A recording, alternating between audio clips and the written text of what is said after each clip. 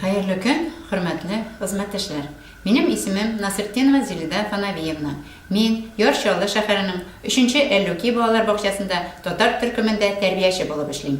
Teması: Federal devlet bilim беру talепlerine dayanıp balalarda ana tiline kızıksını uyatuda ata-analarının roli. Ata-analar bilen kilişip işlev, birdem işçenlikni uyuşturu balalar bağçası işinin tüp yönelişlerinden birisi. Fokus qaidelerinde de aile terbiyesinin rolü az sızıklana. Mektepkeşe bilim biri учреждениялары bilen ata-analar arasında beyleniş tüp prinsipi bulup tura. Gaile bilen tatu hizmetteşlik ata-analar arasında pedagogik propaganda alıp baru. Bugünkü günün bik mühim ihtiyacı. Terbiye işinin tüp asılı balalar bağçası bilen gailenin birdemliginde.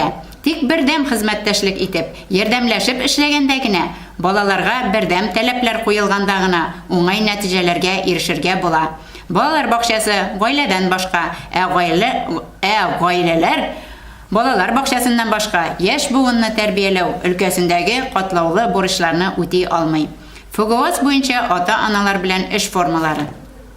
Balalar bağçası saytı, anketalar tuturuv, əngəmə, konsultasiyalar, icad pışmağı, selametlik pışmağı, petsovet oturışı, seminar praktikum, den samoupravlение. Proyekt metodunun tüp maksatı bulup, balanın icadi şəxsin üstürüdürə. Ata-analar yerdəmə bilən, üsüş birüşü, tirəlik, icadi pışmaqlar, materiallar, atributlar bilən baytıla. Proyekt işləri, lampochkanın səyahəti, Tatar halk aşları, kuymak pişiru, gübediye pişiru, vitaminli ray. Beyramlar. Planlı rəvişdə uyuşturulğan çaralar, gaile hem balalar bağçasının üzara aralaşuuna, ata-analar bilen balalarının selamet yaşav rəvişin formalaştırу üçün tirəlik bulduruğa yardım etə. Sümbülə, Yaڭa yıl beyramı, Əniler beyramı, Nevruz kibik çaralar, əti-əni hem balalar birdemligində aralaşuğa etərə. Kişilerde əti-əniler qarab qına oturmaylar, kişini uyuşturuda aktif qatnaşalar. Seyahatke baru, ata-analarını bala terbiyelev hem bağça turmuşu işine jelip itu maksatından birgeleşip 9. sonlu mektep kitapxanasına seyahatke bardık. Көргезмелер, әти-әнилер һәм балаларның кул эшләнмәләреннән төрле күргезмәләр оештыру. Әниләрнең оста куллары, серле носкилар, экологик тәрбия күргезмәләре бердәм иҗади эшчәнлеккә этәрә, кызыксыну уята. Конкурслар, ата-аналарны бала тәрбияләү һәм башка бакча тормышы эшенә җәлеп итү максатыннан бергәләшеп конкурсларда катнашу. День защитника Отечества, бездә Зарница, без спорт сөючеләр уены. Ашык ишекләр көне. Ата-аналар бакча белән аның кагыйдәләре, тәрбия һәм билем бирү эшенең үзенчәлекләре белән танышалар. Әти-әниләр балаларының билем дәрәҗәләре турында кирәкле киңәш белешмәләрне алып китәләр. Дидактик уеннар һәм дискалар.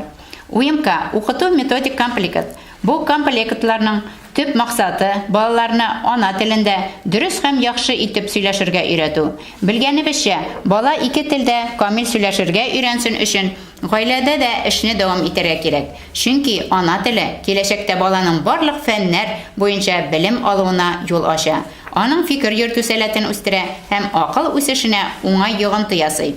Шуңа күрә без әти-әниләр белән бергәләп эш алып бару, әти-әниләр пишмагында мәгълүматлар атна саен яңартыла.